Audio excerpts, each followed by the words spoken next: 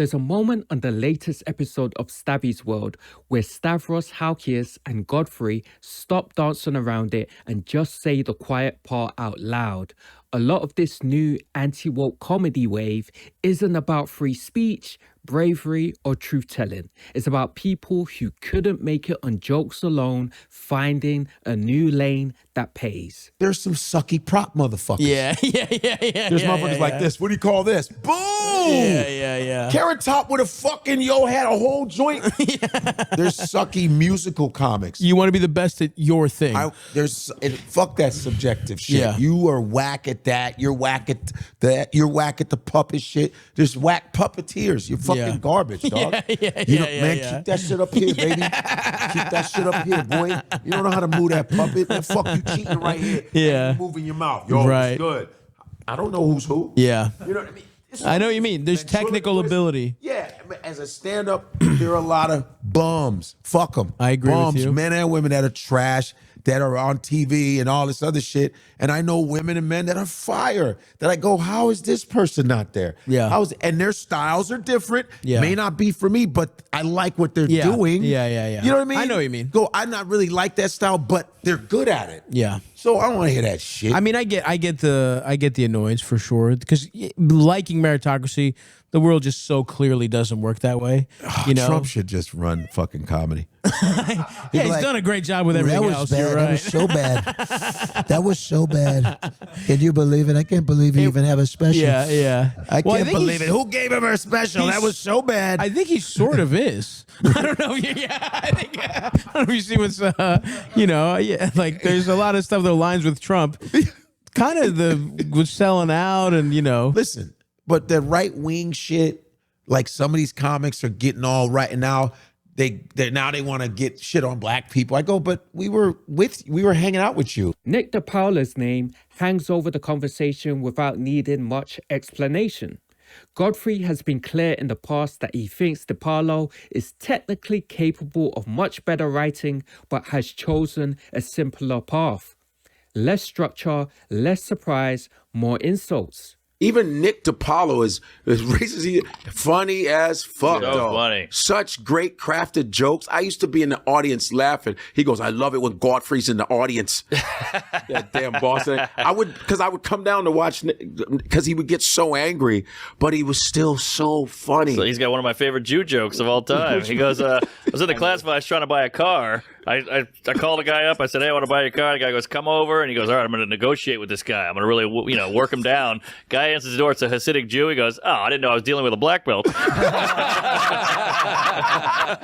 That's funny. That's how you do it. You misdirect different words. That's how you fucking do it, man. Yep. No matter what your mentality is, you get do the it. intent. The intent is to make people laugh. Put the art It's there. not about Put the art. Don't it's not go, about being oh racist man, at all. is this sensitive? No, you're not doing the joke right, bro. Yeah. It's not about sensitivity. Do it, craft it, trick us. Godfrey's frustration isn't that someone has political opinions, it's that the jokes stopped being jokes. Once it turns into bullying dressed up as edginess, the craft disappears. Black people, we go through a lot, all right? Now, I'm sorry, with the cop thing, you can't tell me, Greg, how many times have you been driving and pulled over and questioned about your papers in your car? Is your insurance straight? But like you said, you drive with one hand. No white people drive like that except the Italians.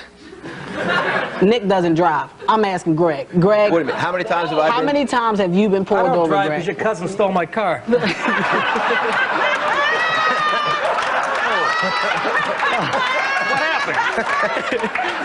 All right. Racial stereotypes, obviously, no one's going to give in. And then there's the influencer pipeline.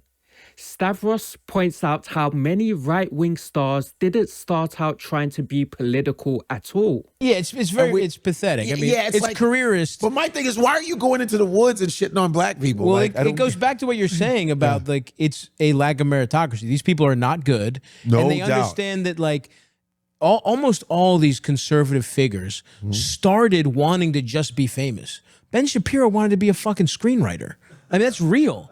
And all these people wanted to be famous, and they realized they don't have the goods. No. And so then they decide, works. oh, well, no one is catering to these fucking, and there's a lot of them. There's a lot of, there's a whole, Fuentes, him. All of those guys look like they be pushed in the bushes at school. Oh, I mean, those guys are just pathetic. Like I mean, those, shut up, fucking McCaffrey. Fuck you. it does get to a point where you're like, is this what happens when bullying doesn't happen? There's a little bit of that. Back. Godfrey connects that directly back to comedy.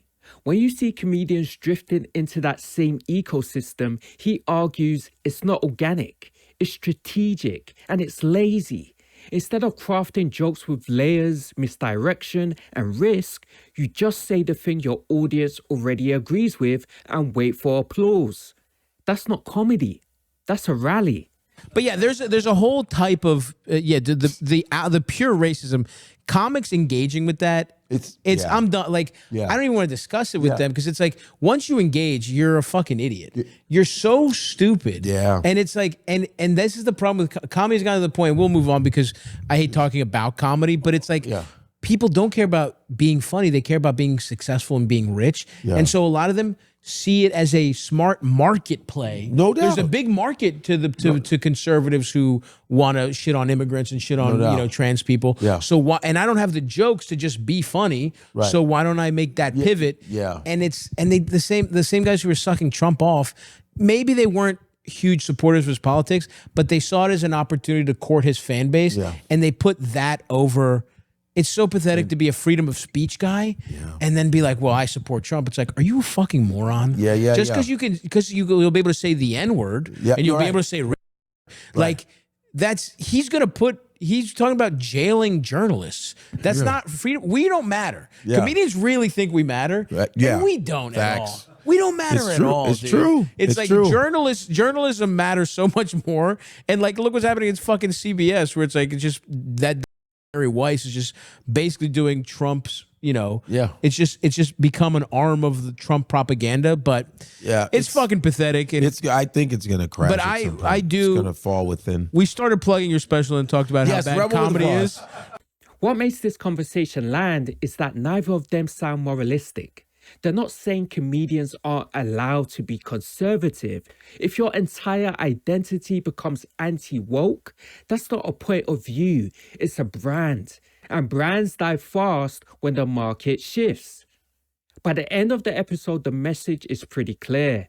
You can chase money, clout, and validation wherever you want. But don't pretend it's about artistic integrity or free speech when it's really about survival. Comedy has always been brutal. The difference now is that failing doesn't mean you disappear. It just means you might come back louder, angrier, and less funny, hoping that nobody notices why.